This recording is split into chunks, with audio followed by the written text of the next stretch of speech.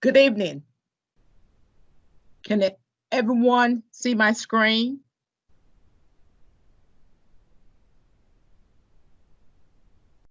Yes. Can everyone hear me?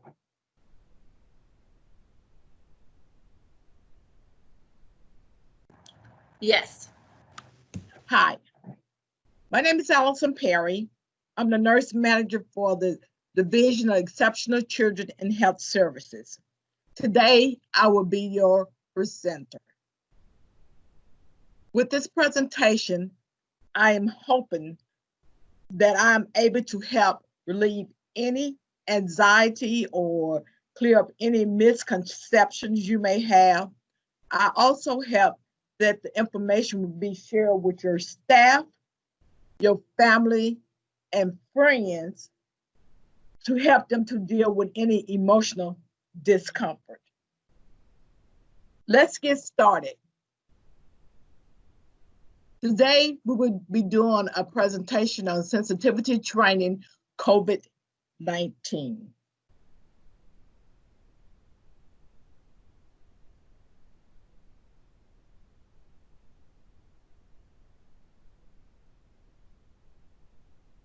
Okay.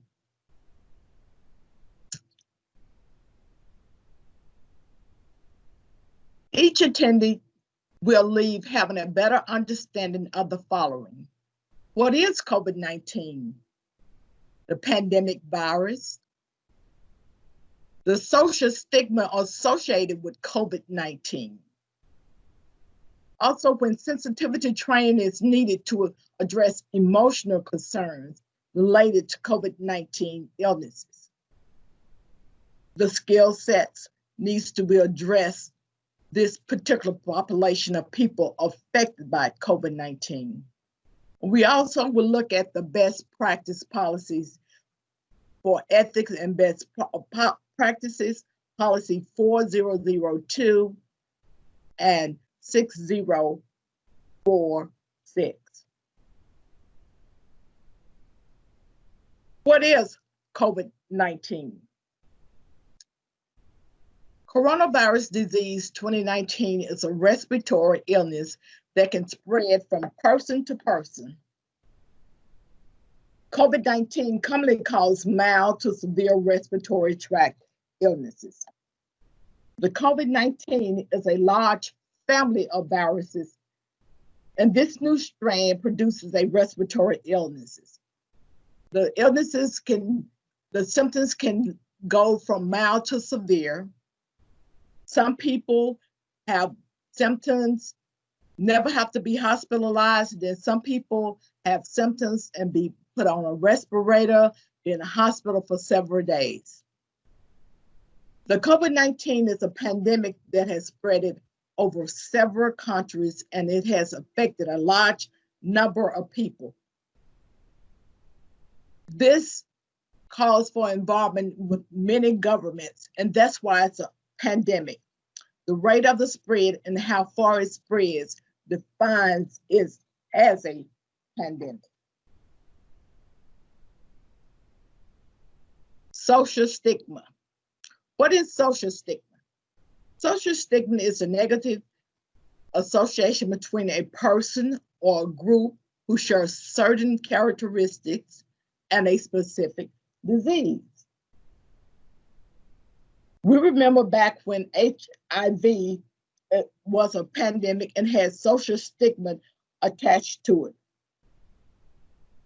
Remember, if you were known to be infected with HIV, people avoided you, didn't want you in their homes, and this was a challenging time back in the 1980s. In an outbreak, this may mean people will label you or stereotype you or discriminate against you or treat you separately and or experience a loss of status because of the perceived link with this disease.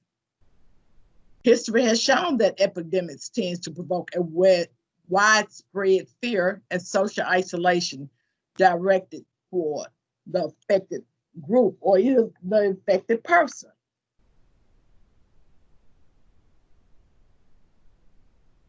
And we ask ourselves, why the stigma with COVID-19? And the reason is based on three main factors. It's a new disease with still so many unknowns.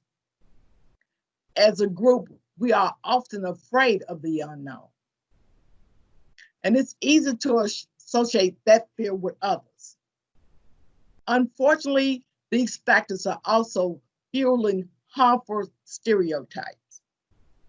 As stated earlier, HIV was a pandemic that had the same social stigma associated. What is the impact of the social stigma? It drives people to hide the illness or avoid discrimination. Some people won't even tell you that they've been infected because they're afraid that you would discriminate against them or have had the disease in the past. It prevents people from seeking health care immediately. It also discourages them from adopting healthy behaviors. Many people who are infected with the virus will not inform you to avoid the stigma attached. Many people with symptoms would avoid being tested for that same reason. And you and I might feel the same way. You don't want to be associated with this illness. But how do we address this social stigma? We all know words matter. So do talk about the new coronavirus disease. The name was chosen to avoid the stigmatization, but don't attach location nor ethnicity to the disease. The name was chosen for a reason. It's not associated to a geographical location. It's not associated with an animal or individual or group of people, or which is pronounceable and related to the disease.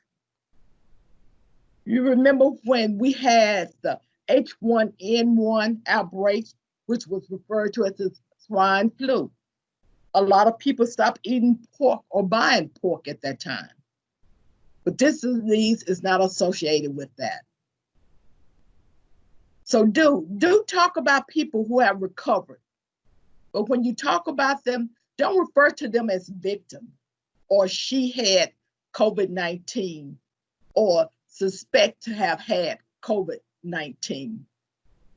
Sometimes talking with people who have been diagnosed with the disease, you get a better understanding. So don't be afraid to talk about it. If a friend calls, and you just ask them if there's something I could do for you. But when you talk about it, do speak accurately about the risk of COVID-19 based on facts, but don't repeat or share rumors.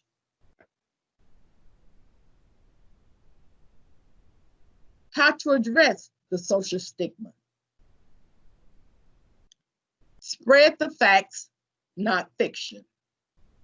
Misconceptions, rumors, or misinformation are contributing to social stigma. For example, takeout food from Chinese restaurant is likely to spread the virus. Experts said that it's absolutely no reason to stop ordering from your favorite eatery. Chinese restaurant business plummeted after the merge of COVID-19.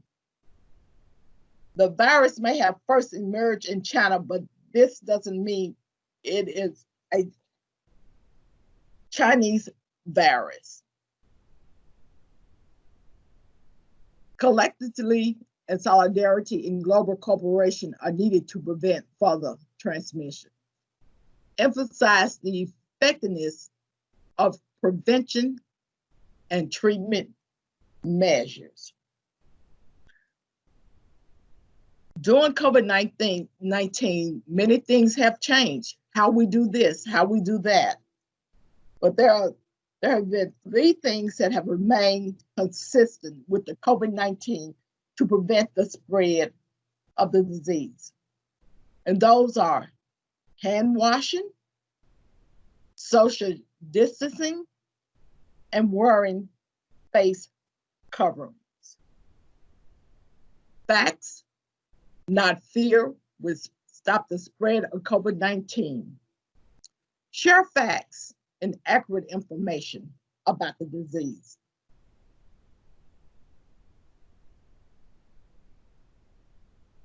When people say this is a disease of the elderly, people of all ages are at risk of COVID-19. Older people are at a higher risk of getting severely ill and dying, but we all are at risk of getting COVID-19. Policy 4002, employees are expected to adhere to the standards of ethical behavior, solve problems which arise in a just and equitable manner, grow in skills and understanding in the job assigned, follow all policy and administrative rules, maintain a professional relationship with students, parents, staff members, and community. Policy 6046, harassment, includes any conduct motivated by any actual or perceived characteristics, including but not limited to race, color, religion, ancestry, national origin, sex, sexual orientation, gender identity and expression, a mental, physical or sensory disability, socioeconomic or familiar status.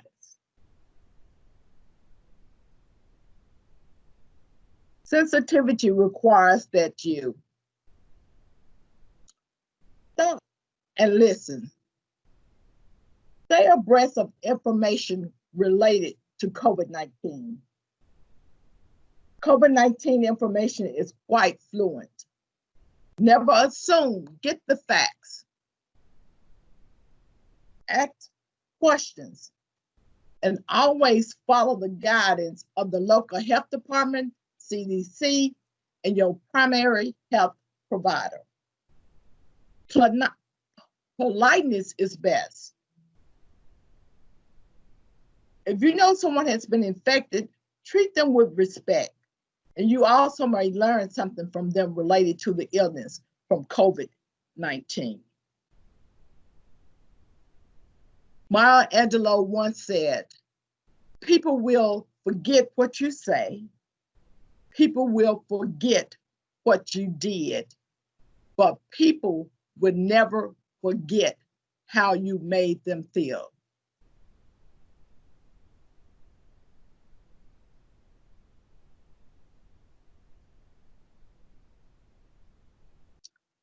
This is our contact information.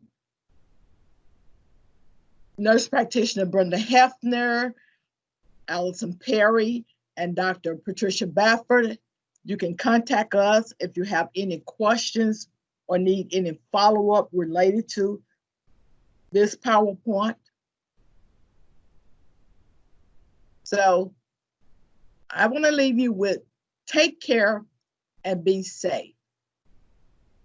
If there are any questions, please unmute and go ahead and ask them.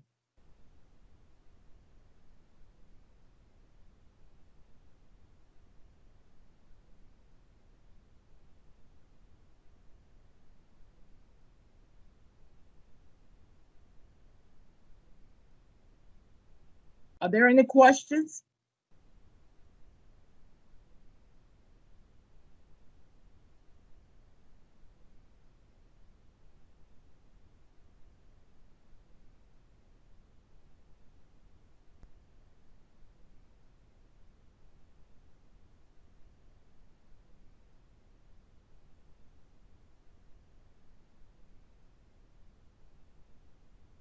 Hello? Can you all still hear me? Yes, Ms. Perry, we can hear you. We're early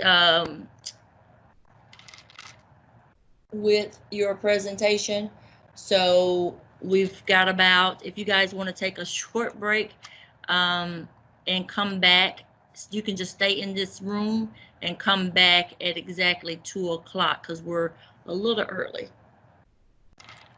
The next session will start at 2 o'clock, and I apologize for that. Thank you, Ms. Perry. Okay, thank you. You all take care and be safe.